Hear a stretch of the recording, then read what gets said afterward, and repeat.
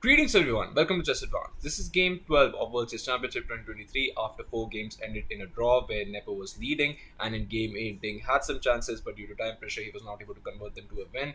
Now he again has the white pieces, so let's see how he's able to do it. So without further ado, let's start with this game. Ding starts with d4, we have knight to f6, knight to f3 and d5. We have e3, something called the cold system, and c5 we have knight bd2. We have trade in the center with c captures, e capture and queen to c7.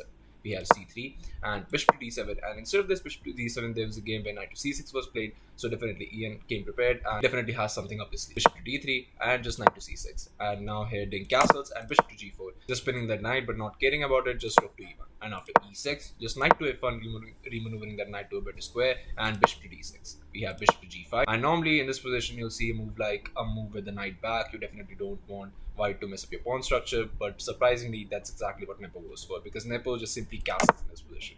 Okay, Ding goes for it, bishop captures, g captures and just knight to g3, and now the very nice f5, and after h3 pushing the bishop back. Obviously you don't want to move the bishop back, so just bishop captures, queen captures and knight to e7, trying to get that knight to act as a very nice defender but also moving the king and getting that rook along the g file. So just knight to h5 and just king to h8, and Ding starts the attack with the very spectacular g4, and we have rook to g8 but just king to h1.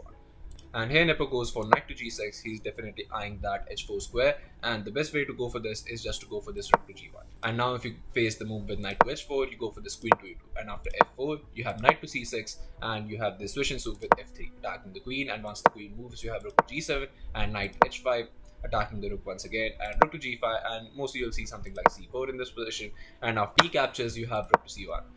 And now once the queen moves, now you capture the pawn with rook captures, and after rook to g8 you have d5. Definitely black is the one who is attacking, so you definitely want to trade as many pieces as possible, and rook captures on d5, we'll see something like bishop to e4, and after rook to g5 you have e4. Both players will have mostly equal chances, with black being a little bit better, and Ding willingly allow it and goes for bishop to c2, but now we have knight to h4 as planned, and after queen to e3 just rook to g6, doubling up rooks on the g file, just countering it with rook to g1, and after f4 you have queen to d3, and after queen to e7 you have rook to e1, and after queen to g5 trying to get the queen into the attack as well, you have the c. And after d captures you have queen to c3, not capturing it right away, getting the queen nicely along this diagonal, and Nepo here goes for the very fierce b5, and after a4, not allowing any further expansion, we have b4, and after queen captures just rook to g8. Now you can see that there's a lot of pressure against Ding's king with all these pieces, so Ding has to be very careful on what he plays. Ding goes for queen to c6, attacking the bishop, but just bishop to b8. Instead of this bishop to b8, what was a must in that situation was this beautiful knight to f5. And now you cannot capture because you'll get this queen captures. So after a move like rook to d1, and after this queen to h4, you have to play this queen to f3, but now comes the star move, which is this knight to g3 check. You have to sacrifice the exchange in this position with rook captures, and after f captures, now you win back the exchange with bishop captures. But you get this queen captures on h3, and once the king moves, you have this g captures, and after king captures, you have queen captures on f3 and king captures, and after f captures, knight to g3, and after rook to f8 check, you get this endgame where black is very much better, and definitely not something you want to do with the white pieces in World Chess Championship. But Nepo misses all of this, and Nepo instead goes for this bishop to b8, but now the tables have turned and now Ding has the upper hand. But what he has to play in this position is he has to find this bishop captures. Fortunately for Ding, it was actually double blindness, and here Ding also even misses the idea and he goes for queen to b7, but now Nepo doesn't allow it, as Nepo goes for rook to h6 but just bishop to e4.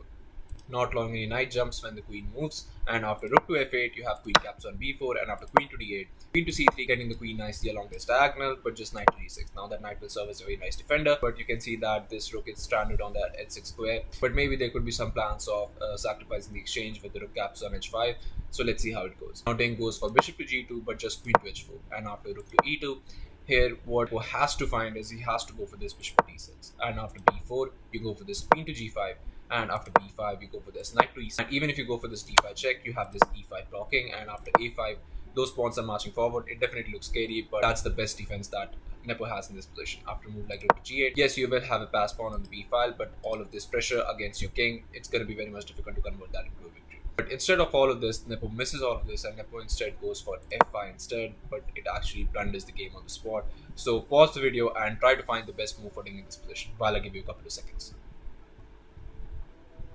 So congratulations to everyone who's able to find this move, and the move is as simple as just going for that rook captures on e6, and that's exactly what Ding plays. And now Nepo is in a lot of trouble, because after rook captures on h5, now sacrificing the exchange for some counterplay, but it's a little bit too late because g captures and you have queen captures. Now you see the problem because d5 check, and how do you stop the promotion? Just d6, and it was on this move, or move 38, that Nepo resigned the game, and with this, Ding has equalized the score, and now tomorrow Nepo is going to have the white pieces, and let's see how he's able to bounce back, because this was a phenomenal victory by Ding, and definitely what an insane comeback. So why Nepo resigned? Because there's nothing to do. Even if you try to create some counterplay with a move like f3, you have this bishop to f1, and even after you try queen to h6, you have d7. And now how do you stop promotion? If you go for queen to g7, you have queen to c8, and now if you try this queen to f7, trying to create something, but just rook d8, and now there's no hope for black's position. d8 queen is coming, and all you can do is resign in this position. So yeah, thank you all for watching. I'll be coming up with another amazing game from the chess world, so stay tuned for that, and I'll see you guys very soon. Thank you all.